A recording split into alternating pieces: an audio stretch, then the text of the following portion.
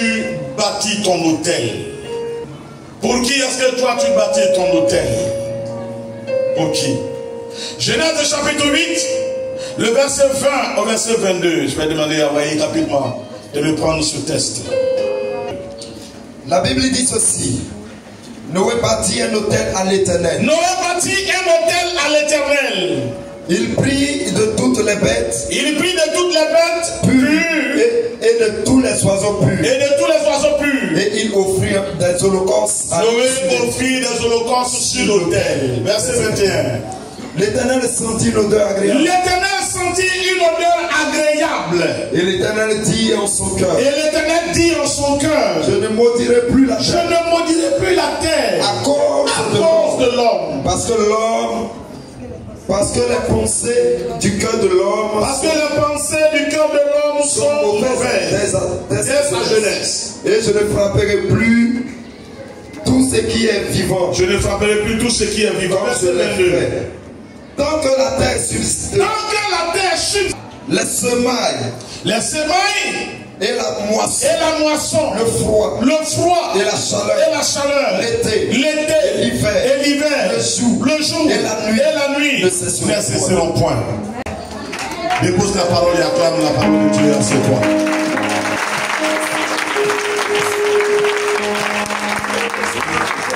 Ce texte parle de la relation entre Dieu et l'homme. La relation entre Dieu et l'homme. Depuis le temps de Noé. Alors la Bible dit que au temps de Noé, après le déluge, lorsque Dieu a apporté la délivrance et que Noé est sorti de l'arche, lui et ses enfants, ses descendants, Noé reconnut que c'est Dieu qui l'a sauvé, qui l'a épargné de la mort. Noé a posé un acte pour symboliser sa vie devant Dieu.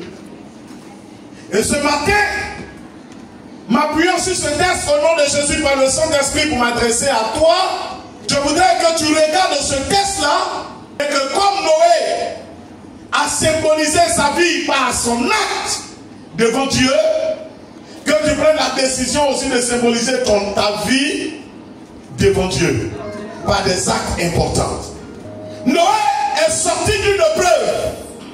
Noé a échappé à la mort. Ont été avalés par les eaux. Noé seul et sa famille ont été épargnés. Dieu dit à Noé de se faire une hache, un bateau, et de rentrer dans le bateau, lui et sa femme et ses enfants. Et que Noé puisse prendre deux espèces, des êtres vivants ce temps-là, les animaux. Alors ils sont rentrés. Tout le reste qui n'ont pas eu accès, ils sont morts. Quand ils sont morts, l'eau avait envahi la terre. Noé a séjourné longtemps dans l'arche. Alors lorsque Dieu a soufflé son vent et que les eaux se sont apaisées, les eaux sont descendues, que le bateau a pu accoster, Noé est sorti de l'arche et Noé a agi. Un homme intelligent, un homme insensé, un homme plutôt sensé et intelligent, Noé a agi. Parce qu'il a reconnu que c'est Dieu qui l'a épargné et qu'il doit sa vie à ce Dieu-là. La Bible dit que quand Noé est sorti, qu'est-ce qu'il a fait? Il a bâti un autel à Dieu. Ce que beaucoup ne font pas. La Bible dit, Noé bâtit un autel à l'Éternel. Et il fit quoi? Il fit immoler sur l'autel tous les animaux purs qui démontrent le caractère de Dieu et la qualité de vie. Comprends bien. La qualité de Dieu et la qualité de vie que Noé veut mener devant Dieu. La pureté. Quand tu sais que quelqu'un aime la propriété, ne l'offres pas des habits sales. Quand il te demande des torchons pour nettoyer sa main, tu ne lui donnes pas de torchon qui est sale. Parce que tu sais qu'il n'aime pas la saleté. Écoute-moi bien. L'autel ici et le sacrifice, c'est ta vie et tes actes. L'autel ici et le sacrifice qui est dessus, c'est ta vie et tes actes. Et je dis très souvent, la façon dont tu vois quelqu'un, c'est comme ça que tu marches avec lui. Si je me trompe, dis-le-moi. La façon dont tu vois quelqu'un, c'est comme ça que tu marches avec lui. Quand tu as un profond respect pour quelqu'un, lorsque tu te mets devant lui, tu ne t'habilles pas n'importe comment. C'est quand tu portes chez toi à la maison, devant ta femme et tes enfants, lorsque tu te vas dehors, tu ne t'habilles pas comme ça parce que tu respectes les gens qui sont dehors et tu veux aussi qu'ils te respectent. La façon dont tu vois quelqu'un, c'est comme ça que tu marches avec lui. Je vais beaucoup plus loin. La façon dont tu vois quelqu'un, c'est comme ça que tu le sais. Il y a des personnes, je vais arriver, moi, je vais arriver. Ils vont me donner de l'eau avec des gobelets peut-être à caoutchouc. Amen. Mais il y a beaucoup de maisons. Ici, je vais arriver. C'est la meilleure coupe de la maison qui vont soulever pour me servir à boire. Pendant que les autres, on m'a donné de l'eau en caoutchouc, de l'eau dans le verre en caoutchouc, c'est pas parce qu'ils n'ont pas de verre. Mais c'est qui? C'est le pasteur? Noé voyait Dieu tellement grand, tellement puissant, tellement fort et tellement saint que la Bible dit, lorsque Noé est sorti de l'arche, la première chose que Noé a fait, Noé a bâti un autel et il a mis dessus des animaux purs. Est-ce qu'on se comprend bien? Il a mis dessus des animaux purs. Alors je te demande ce matin, pour qui est-ce que tu bâtis ton autel? Pour qui est-ce que tu vis? Vis-tu pour Dieu ou tu vis pour le diable? Parce que le diable aussi a des autels. Dieu a des autels. Ma vie est un autel pour Dieu. Il y a la vie de d'autres personnes qui sont des autels pour Satan. Et sur l'autel, on met forcément des choses pour l'adoration.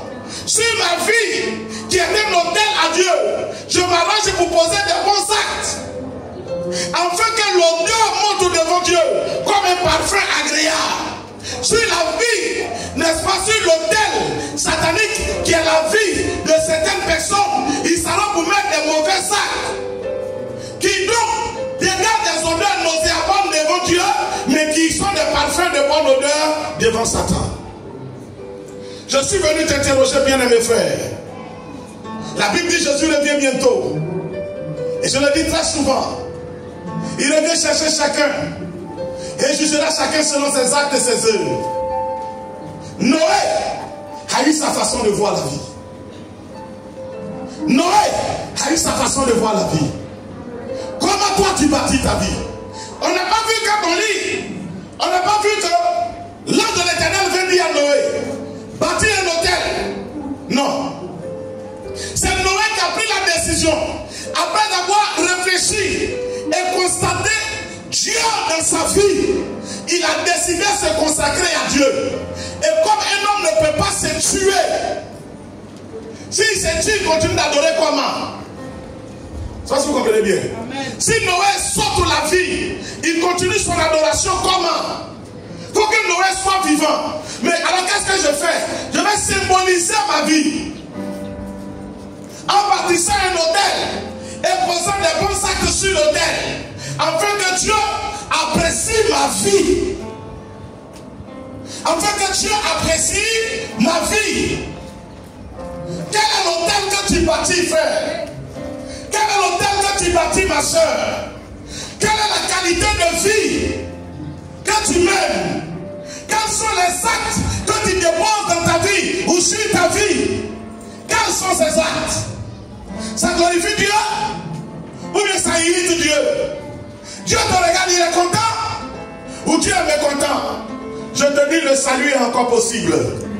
Je te dis, le salut est encore possible. La rédemption existe toujours.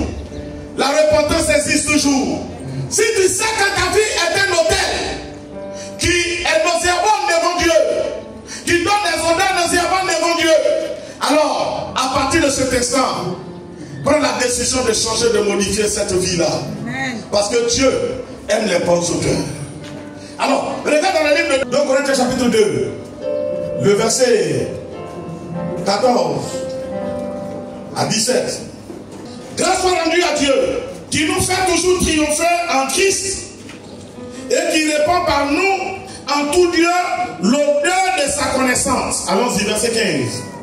Nous sommes en effet pour Dieu. Nous sommes en effet pour Dieu La bonne odeur de Christ. la bonne odeur de Christ. Parmi ceux qui sont sauvés. Parmi ceux qui sont sauvés. Parmi ceux qui sont Sauvés. sauvés. Et parmi ceux Et parmi ceux qui périssent. aux hommes, une odeur de mort. Aux hommes, nous sommes une odeur de mort. Donnant la mort. Donnant la mort. Aux autres, Aux autres, une odeur de vie. une odeur de vie. Donnant la vie. Donnant la vie. Et qui est suffisant. Qui est suffisant. Et qui est suffisant pour ces choses. Car nous ne falsifions pas. Car nous ne fassions point la parole de Dieu comme le font plusieurs. Mais c'est avec la sincérité. c'est avec sincérité. Mais c'est de la part de Dieu. Mais c'est de la part de Dieu que nous parlons en Christ devant Dieu. Il dit, nous ne falsifions pas la parole de Dieu comme le font certains. Mais c'est avec sincérité que nous parlons de Christ devant Dieu.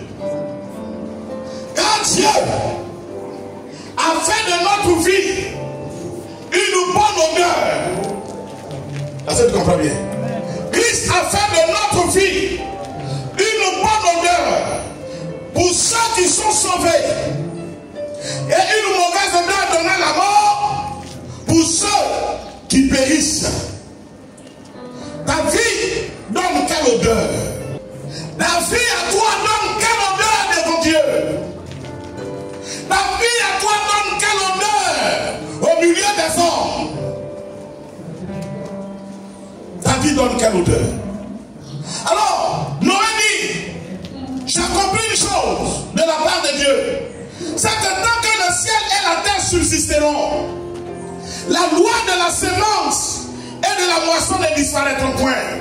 Et l'apôtre Paul renchérit en Galates chapitre 6. Il dit, ce qu'un homme aura semé, il le moissonnera. Tu ne peux pas semer quoi? Du café et puis aller déterrer manioc. Qu'est-ce que tu dépends dessus? Nos actes, ce sont nos semences. Amen. Si je manifeste de l'amour, je sème de l'amour. Alléluia. Si je manifeste de la joie, je sème de la joie. Si je manifeste de la sanctification, je sème de la sanctification. Si je manifeste de la colère, la rancœur, je sème la colère, je sème la rancœur. Alléluia. Nous allons vers la fin des temps. Bien-aimés, Jésus revient. Il faut que nous prenions conscience. On peut parler de toi, mais ta vie parle mieux de toi que les autres. Amen. On peut parler de toi, mais ta vie à toi, tes actes parlent mieux que ce que les autres disent. On peut dire que ce parfum ne sent pas bon, mais pomper, on va voir.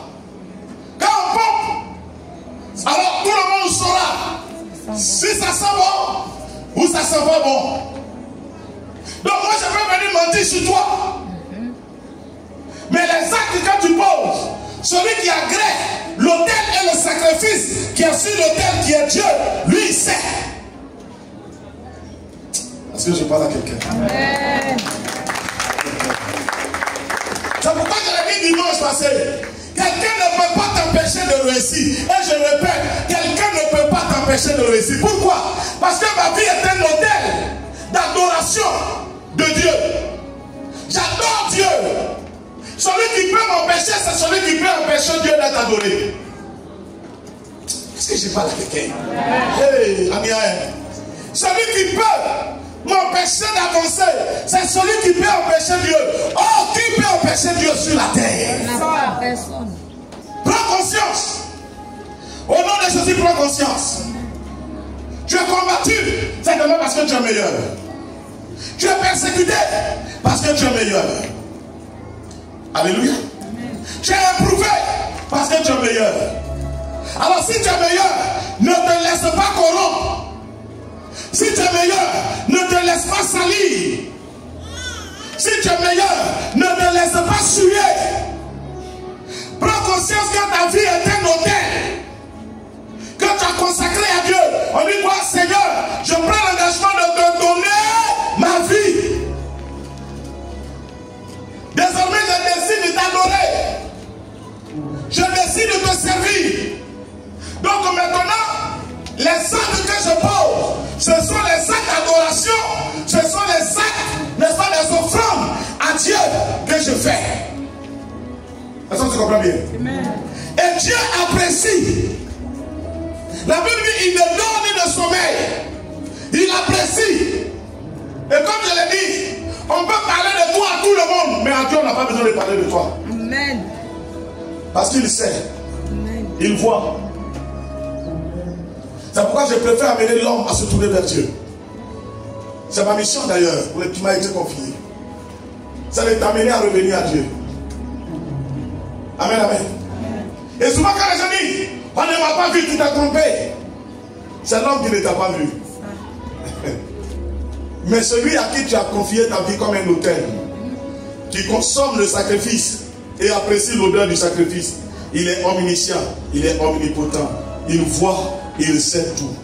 Galates 2, Galates plutôt 6, il dit, ne vous y trompez pas. 6 à 7, il dit, on ne se moque pas de Dieu. Ce qu'un homme aura semé, il le moissonnera. Si tu sèmes pour la vie éternelle des bons actes, il dit tu moissonneras de l'esprit. C'est pas ça? Ça lui dit rapidement. Ne vous y trompez pas. Ne vous y trompez pas. On ne se moque pas de Dieu. On ne se moque pas de Dieu. Ce qu'un homme aura semé, Ce qu'un homme aura semé, il le moissonnera aussi. Celui qui sème pour la chair, moissonnera de la il moissonnera de la chair. La corruption. Mais celui qui sème pour l'esprit, moissonnera de l'esprit la vie éternelle. Ne nous lassons pas de faire. Allons-y. Ne nous lassons pas de faire du bien. Car nous moissonnerons autant convenable. Car nous moissonnerons autant comment? Autant convenable. Ah, oui, allons-y. Si nous ne nous relâchons pas. Car nous moissonnerons autant convenable si nous ne nous relâchons pas. Ainsi donc, pendant que nous avons encore l'occasion, pratiquons le bien envers tous et surtout envers les frères dans la foi. Amen. Acclame la parole de Dieu. Dieu nous délivre chaque jour des épreuves. Dieu nous sort chaque jour des difficultés. Alors chaque jour que notre vie soit l'autel sur lequel le Seigneur trouve des prières sacrées, des bons sacrifices, des bons actes dont l'odeur est agréable. Que Dieu te bénisse. Et que sa main soit sur toi. Dans le nom puissant de Jésus.